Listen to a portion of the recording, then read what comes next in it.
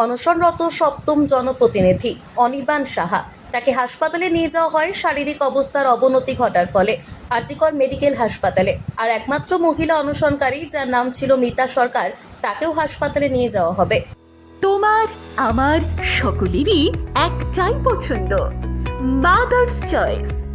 ঘরে সুগন্ধি ভাত, প্রতিদিনের রান্নায় নিখুঁত স্বাদ, চাই উন্নত মানের চাল। তাহলে আর দেরি কেন? আজই যোগাযোগ করুন ধনরাজ অ্যাগ্রো ইন্ডাস্ট্রিজ প্রাইভেট লিমিটেডে। আমরা আনি আপনার টেবিলে খাঁটি ও মানসম্মত চাল মাদার্স চয়েস নামে। একবার ব্যবহার করুন, আর ফিরে তাকাতে হবে না। বিশ্বাসে গড়া গুণগত মানে সেরা মাদার্স চয়েস।